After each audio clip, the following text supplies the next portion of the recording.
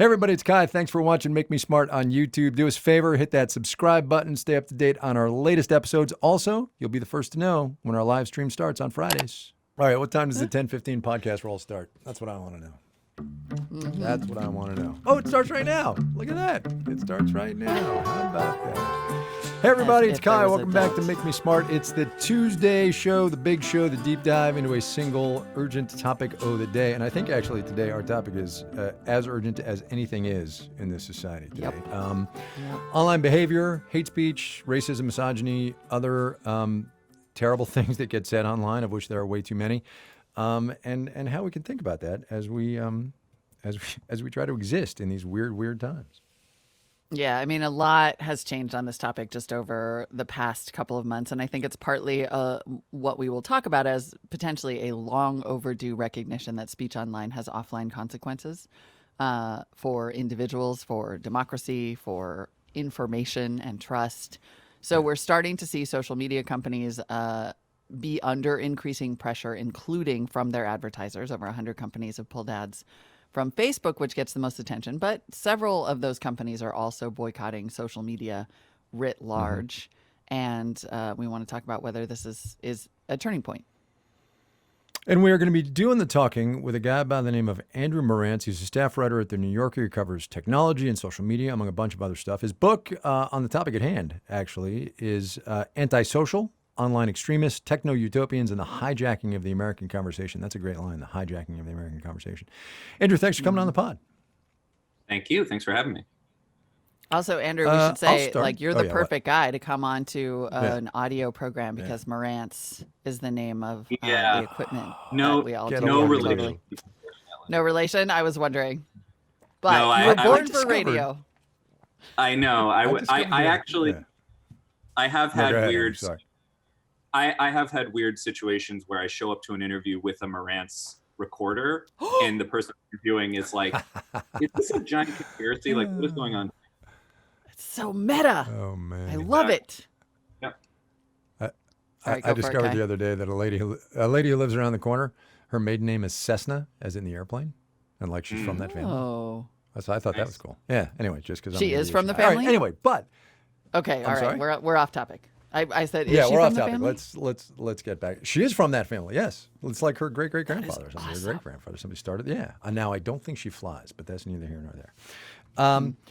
So Andrew, to the topic at hand. After a brief diversion, this is not the first time we've had this conversation. We've been having this conversation for a long time, and the question I want to start with is: are we getting anywhere?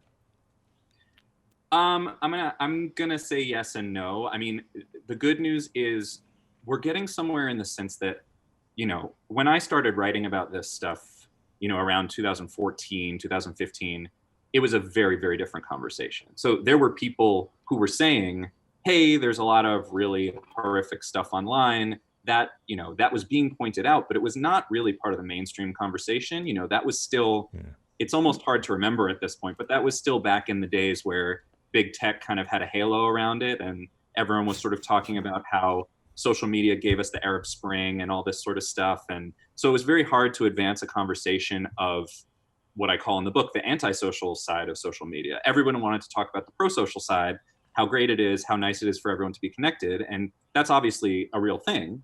But if you wanted to say like, hey, women are getting harassed, people are making memes about gas chambers, or even stuff that's less obviously horrific, but still very, very impactful, it was hard to get traction on that. So I think that's the good news, that it's a lot easier to have that conversation. It's much more widespread. You can get a national movement together. You can get a boycott together. Those things were kind of unthinkable a few years ago. But I think the bad news is that we have a long way to go, and the solutions are often Band-Aid solutions, and they're not fundamental solutions. Yeah.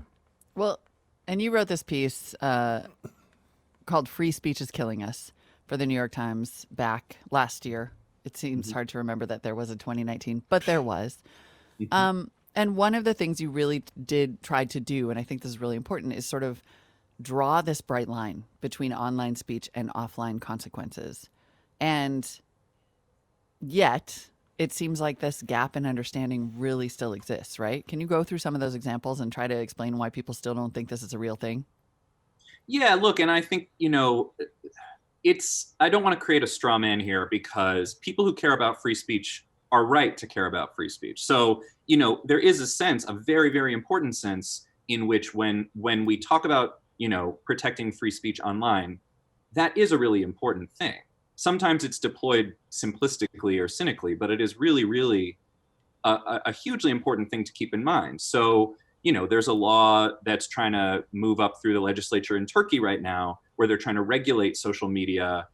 But what will end up happening, because of the way Turkey's autocratic government works, is that will just be used as an excuse to censor people and possibly punish them for speech they don't like. So we definitely want to avoid that, right? So often you'll hear people say, we need more free speech is good, we need to let everybody say everything they want online. And to that I sort of say, your premise is super good and you're really heading in a good direction at the start of that. But then when you end that by saying, therefore we can't do anything, nothing can ever be touched, nothing can ever be regulated, whether by governmental institutions or by private companies or whatever, that's when you go off the rails. So I think the main distinction is to say, free speech good, free speech important, but if that's where you stop the conversation, if you just sort of say, because free speech is good, therefore nothing can be done, and you just have to let people harass each other and threaten each other and lie and cheat and whatever, that's where I get off the train, because I don't think you have to let all those things happen in the name of free speech.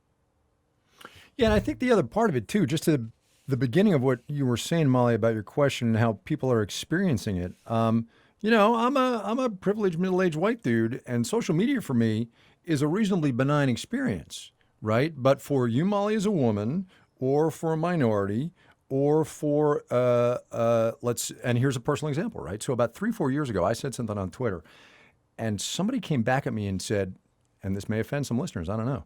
Somebody came back at me and said, "Oh, typical from a Jew like you." And I was like, "What?" So I think the way it is experienced by different people in different groups really affects what gets done about it in the macro sense.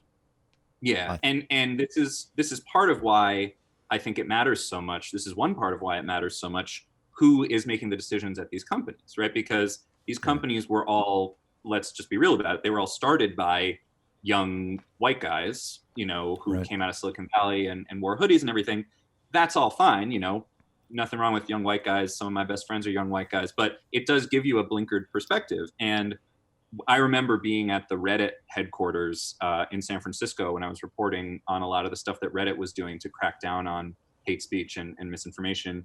And the general counsel there said this very insightful thing to me. She said, "I know, because I'm a Black woman, that my experience of social media is not necessarily everyone's experience. And so I can immediately," and she's in charge of making these decisions at this company, sort of, her and the CEO. And she sort of said to me, "It's really great to talk about free speech. I love free speech. I'm a lawyer. Obviously, I get that the First Amendment is important. But if I log on and I say something and there's a flood of responses saying, 'I know where you live, I'm going to set your house on fire,' right? My speech is being impinged. So it's not just some benign abstraction to me to say, I say my thing and you say your thing. I know how this works in the real world." Mm-hmm. Yeah. Well, and then even since, say, 2014 and Gamergate, which was, of course, many people know, a big coordinated harassment campaign against female gamers that in retrospect was sort of the moment that I think we could have all seen how dangerous the speech can be and how it can spread, right? How hate is like a virus, how radicalization becomes a technique and a thing that can be accomplished online so that more people join a cause, and how social media can become the driver for, as you pointed out, something like the political campaigns of Donald Trump or Narendra Modi or Rodrigo Duterte. It's a force unto itself. And is the thing that people are still missing the idea that people are converted through this speech, that it's a virus itself? Right. Of course. I mean, it's funny, right? As you say, it's like a virus. It's funny that in our innocent pre-pandemic days, we would talk about something going viral, and not associate that with negative consequences, like with a bad thing, right? Right. How could something going viral possibly be bad for humanity, right? So Of course, these things can have negative consequences. And of course, it's silly to think that, as you said earlier, that there's some super bright line between what is said online and what is done in the real world. It doesn't fit with what we know of human psychology and human behavior. That, okay, I'm going to spend all day getting my information from this screen, and I'm going to learn things about the world. I'm going to get my opinions from it. And then I'm going to go into my life and it's going to have no impact on what I do or think or say. That's preposterous, right? If you're sitting, where you get your information, and the information you're getting is, I guess I should drink bleach to get rid of the coronavirus, that could have negative impacts on your behavior 5 minutes later, right? That's why it's so dangerous.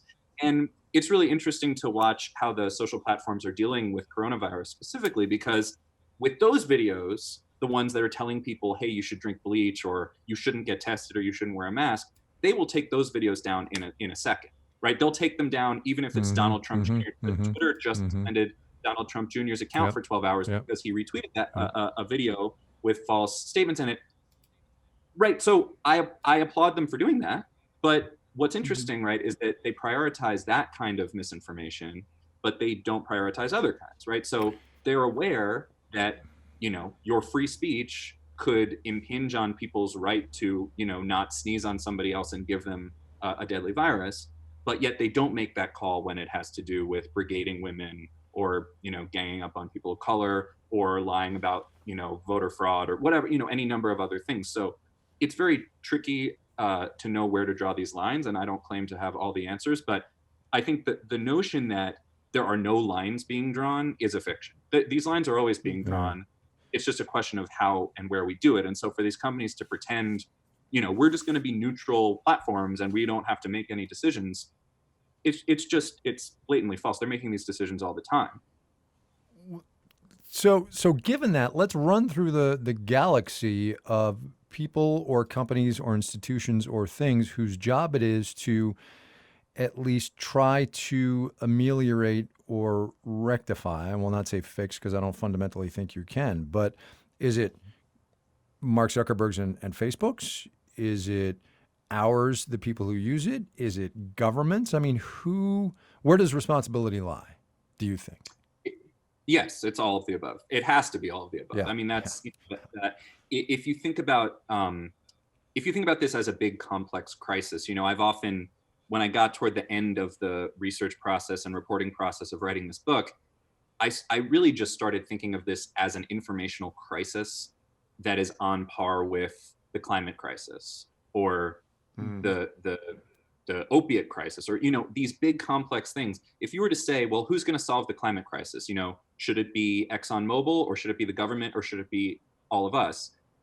The answer would have to be yes to all of it. It would have to be all of us, because it's such a massive undertaking. It's so complex. It's a result of all these little decisions that we've made over the years that we now can see in retrospect have all these tragic byproducts and consequences. And I think it's a really similar thing with social media. It's like as if, when we designed our cities, we designed them with this great feature that, hey, we can drive out to the suburbs and back and it'll be really quick and there's no externality to that. And then it turns out, oh, there was an externality all along. It's called, we're destroying the planet, right? We did a similar thing the way we built online speech systems, where we said, hey, everyone's connected, everyone's together, it's frictionless, we're connecting the world, and it's going to be really open and it's going to bring everyone together. And it turned out it had this creeping invisible kind of emission as well, which had to do with sort of destroying democracy.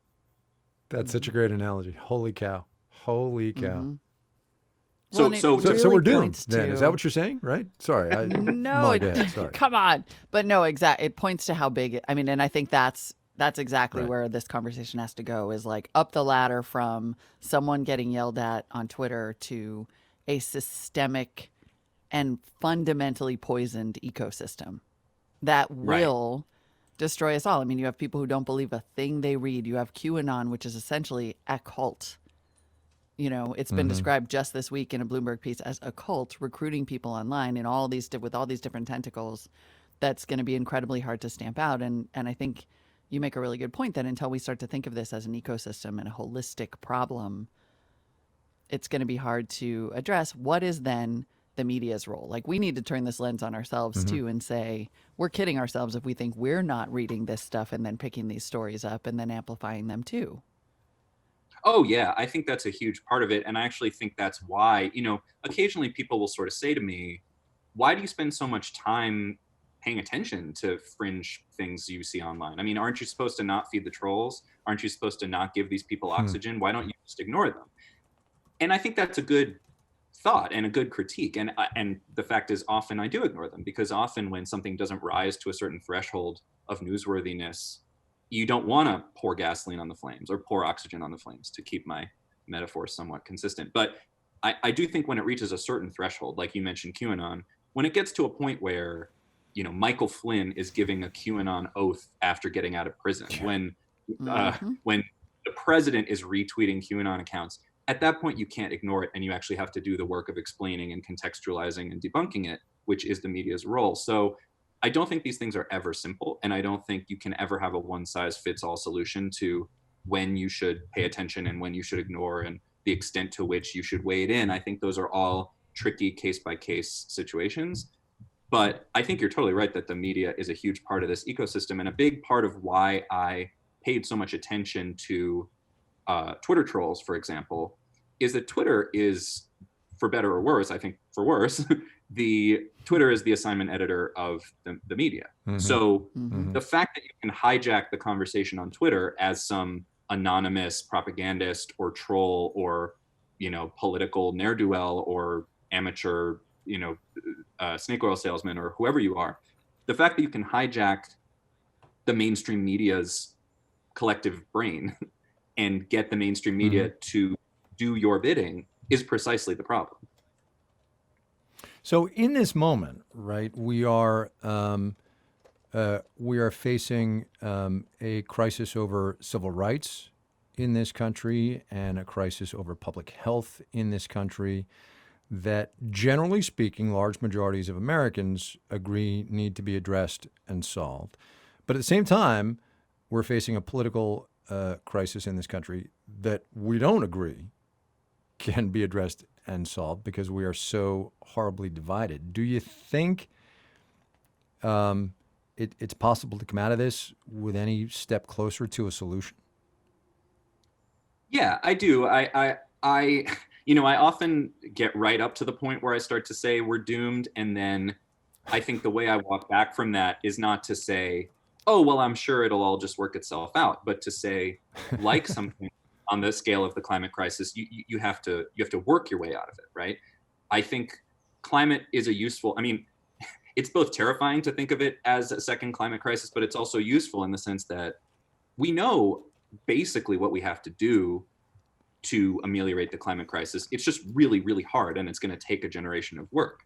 So I think with this, it's not actually a total mystery how to get out of this. You often hear people, especially people who are, representing these big companies, they'll often say, well, what are you going to do? It's human nature. And sometimes people are bad, they have ill intentions, they get snookered by bad information. That's just life, and that's just part of an open society. That's true to a point, right? You're never going to eradicate all bad information from the world or from Facebook or Twitter. But these algorithms are set up they tilted the playing field very early on in ways that they may or may not have been aware of.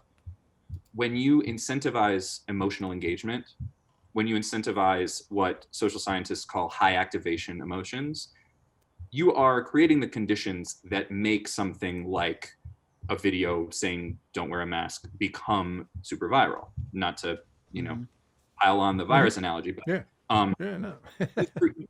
you've tilted the playing field, right? So it's kind of like designing a casino where all the visual and social cues are trying to nudge you toward the slot machine, and then saying, well, what are you going to do? It's human nature. People like slot machines, right? They've built a system that privileges certain kinds of content above others. And then we talk about the very, very end of that. We talk all the way downstream about, are you going to ban this or are you going to ban that? But we're not talking about addressing the root problem, which is how the algorithms are built.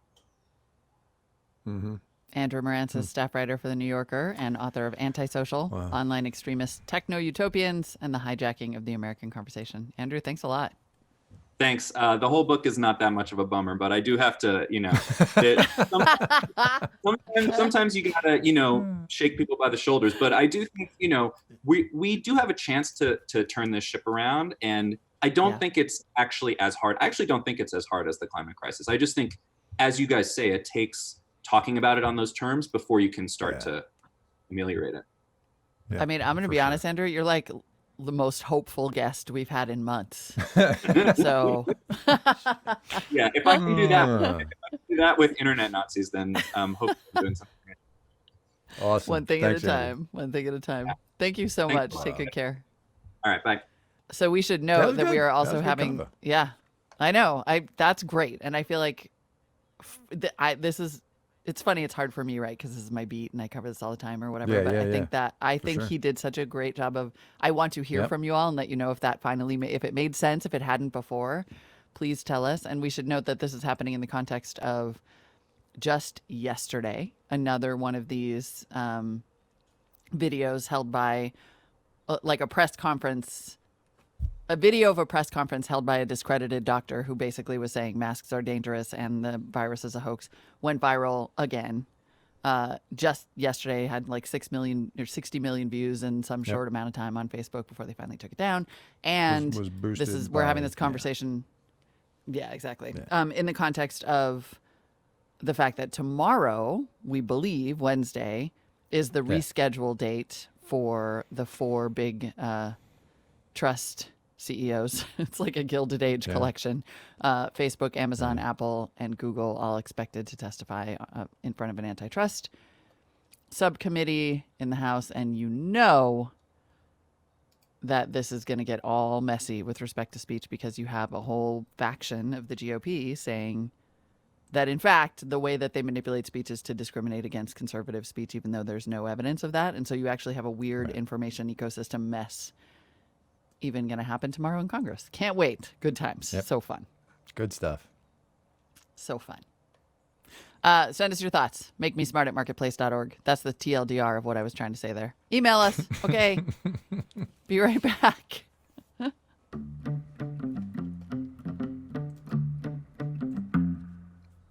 All right, we're back. Oh, hey. Back. Oh, hey. We just came right back. I know. It's kind of amazing. All right, go ahead. You go. You were right. You were totally right. You were super duper right about Garmin. Not only that it was a ransomware attack that they weren't telling people about, which was crazy, but also that it was like a super big deal. I cannot believe how many people were tweeting about it. Yeah. So I owe you an apology for seeing your original tweet and being Not like, at all. Garmin? Who Garmins? And then tons of people were. Turns out tons of people Garmin, and it was a big deal that it went down, and still is a big deal. Yeah, it's still a Because little not janky, only- actually, the app and my watch and all that jazz. But yeah, you get to Is the it? actual substantive part of this. Yeah. Oh, yeah. Well, yeah, But I mean, so there's more, right? we don't. The company is now saying that it had no indication that customer data was accessed, lost, or stolen. But the problem is that this is textbook how not to handle your situation. So since they sort of weren't upfront with consumers for so many days, I think it's probably only a matter of hours now before they're like, okay, well, yes, turns out customer data was accessed, lost, or stolen. But then there's also this whole crazy other geopolitical thing, which is also maybe why they didn't come out with it right away. It sounds like, according to TechCrunch, the attack was caused by this wasted locker ransomware, which is known to be used by this Russian hacking group called Evil Core, which is funny. But they're not funny. They were sanctioned by the United States Treasury last year. And so because the Treasury Department has imposed sanctions on this Evil Core, they effectively made it illegal for a U.S. company to pay the ransom to get their files back.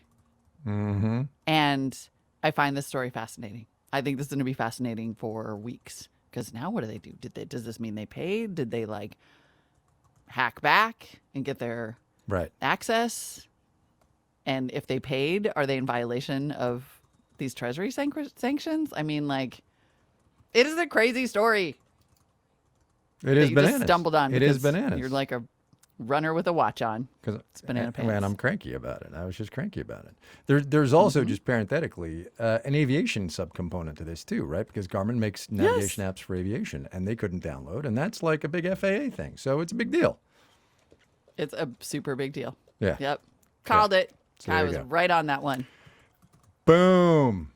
Boom. Anyway, so mine is less substantive, actually, and I think it's interesting how substantive this Garmin thing is turning out to be, but economically quite relevant, and it's that the Consumer Electronics Show this year, to which you have gone for I don't know how many years in a row, Molly Wood, is going to be... Wow. Really? 20. I am Oh, my so goodness. old. So you started when you were like 7? Yeah. It's going to be all online this year. And I mention it for two reasons. One is to point out that Comic-Con was virtual this year and generally did not meet expectations, which gets me to point number 2, which is that virtual conferences, why? How's that going to work? Do you want to do that? Can anybody make money from that?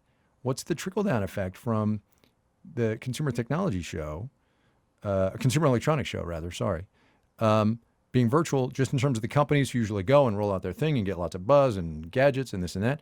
And I just think for even as much as every day we say, oh, this is going to have big economic consequences, every time you turn around, there's another thing that in the out months, right, because just because in January this conference goes away, the net effects are going to show up like in March, April, May of next year. And we're not putting that in the matrix, in the formula, Yeah, because conferences, this is actually a really substantive story despite your setup because, well, on the one hand, I think the whole tech industry right now is having a little I told you so moment because CES just sort of confidently announced a couple of months ago, like, we're definitely holding CES in January. And for those who aren't that familiar, this is like 170,000 people come from all over the world. Everybody always gets sick at CES.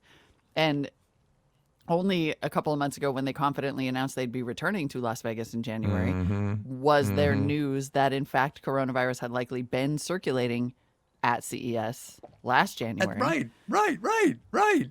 I mean, it was such an absurd call, but it does show you how much money is attached to these things. And that's so interesting that you bring that up because I have definitely talked to people who have paid for online conferences. And I participated in the New Fronts, which was like a 4-day long thing. And the result, there was a piece in Adweek after that was like, yeah, I mean, people really like the host, Scott Rogowski. He was great, but it was like 4 days of 4 hours of sitting there staring at Zooms. Like conferences, it turns out, are a thing that are quite specifically not replicatable online. And that has, like you said, that's big money.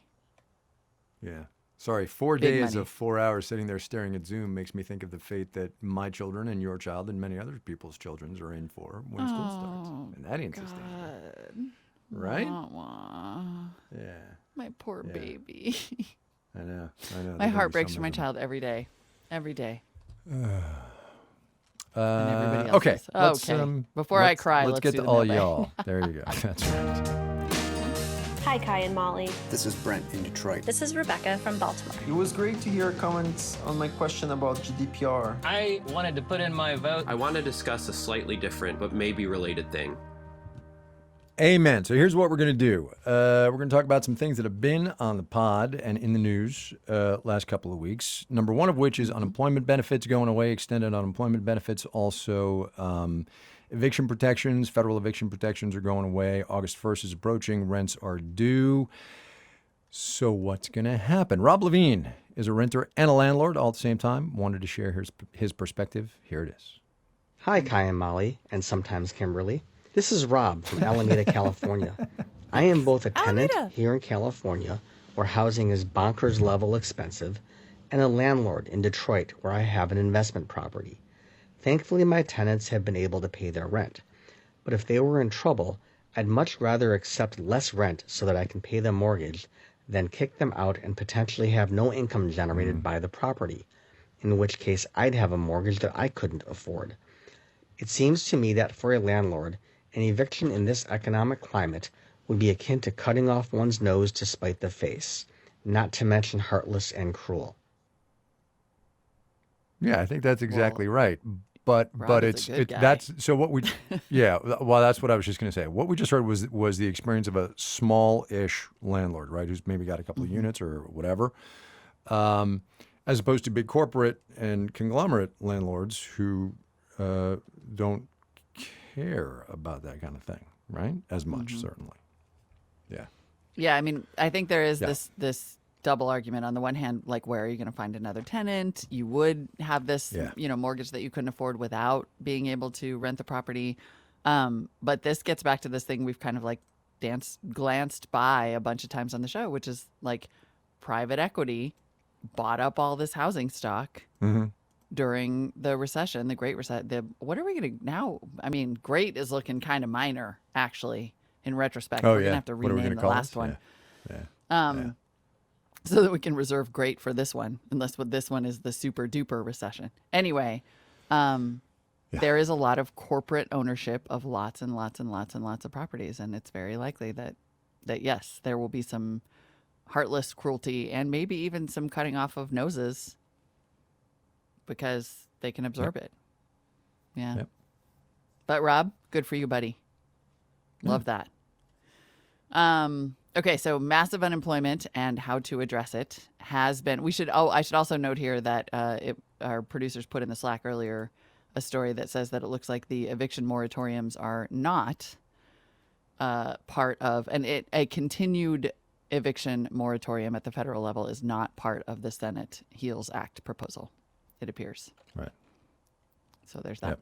Massive unemployment, in addition to the housing crisis and how to address that, has, of course, been a dominant economic story these days. And now the extra $600 per month in benefits remain the biggest point of contention. Republicans in that proposal introduced last night would drop that from $600 to $200 per month. Listener John Pearson wanted to share his perspective on that. Hi, Kai and Molly. This is John Pearson. I live in New York State. I'm a very moderate Republican who will not vote for Trump. However, you totally denigrate the Republicans for not supporting a renewal of the $600. You were really saying that an unemployment benefit that was equivalent to 70% of someone's spending was totally inadequate. And what do Republicans want to do? Ruin the economy? It's a difficult thing. I sincerely believe that we need to send some money to the states, and I sincerely believe that we need to be generous with the unemployment. However, that extra $600 does make it so people don't want to go back to work. It also is way more money than we can afford. We can't keep having these multi-trillion-dollar spending packages. So, Ms. Pearson, thanks for your thoughts, sir. I appreciate them. I think we also ought to consider that maybe people aren't going back to work because there aren't jobs out there or they don't want to risk their health for jobs. I think that has to be factored into the equation. And there's actually some work that's shown that that's actually what's happening. On the idea of multi-trillion-dollar rescue packages, first of all, if not now, when? And somehow it's okay to have $1.3 trillion deficit finance tax cuts, but not aid to Americans who have been thrown out of work through no fault of their own. I mean, look, I hear what you're saying, and there's got to be a happy medium somewhere. But if not now, on these spending packages, when?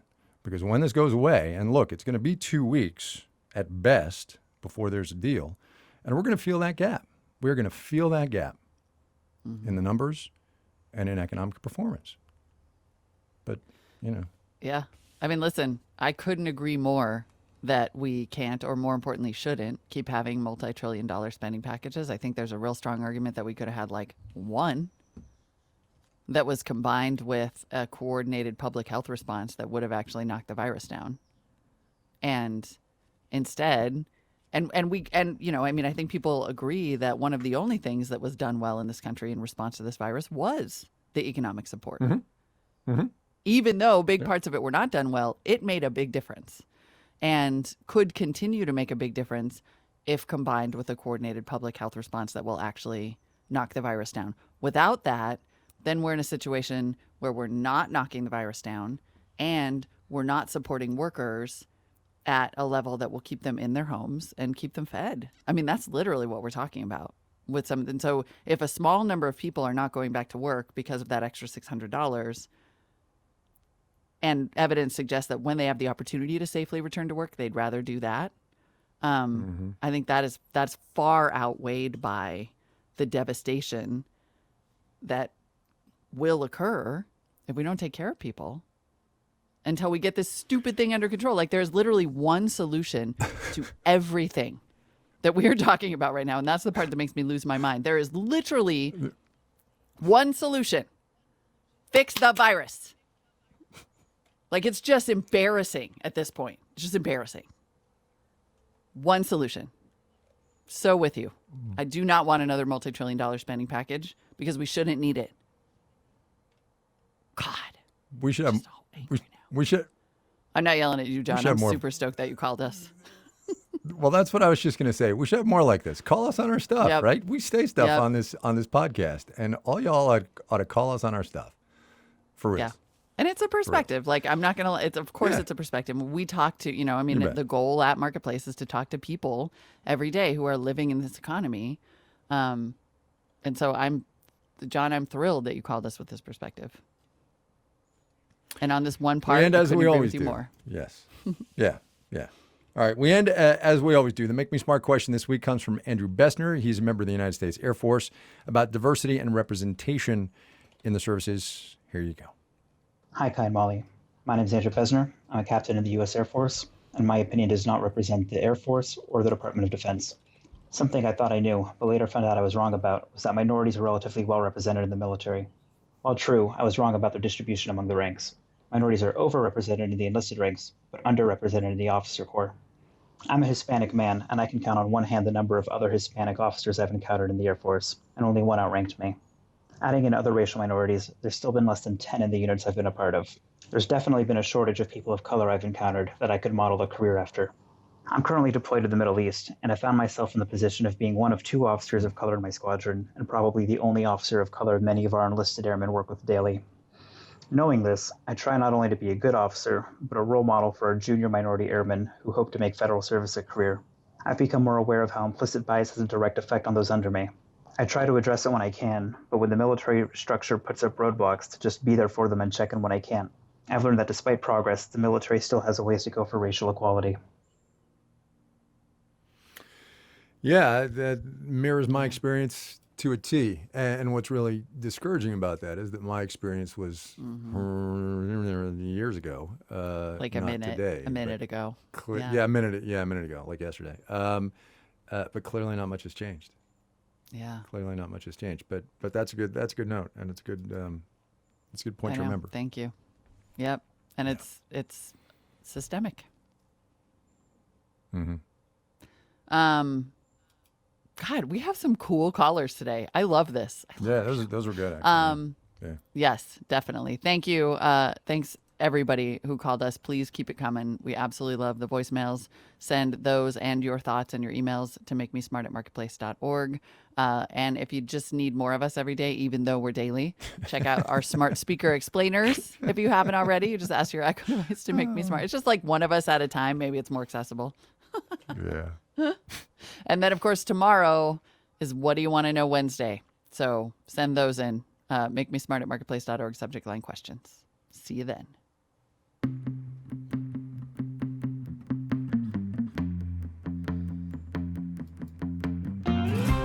came up with that guitar line? Make Me Smart is produced and directed by Sam Anderson. Which one? Our digital producer is Tony Wagner. Ben Heathcote, that's me, is our video producer, and Ethan Parrots is our video intern. Thank you to everyone who has subscribed to our YouTube channel and helped us reach 100,000 subscribers. Finally.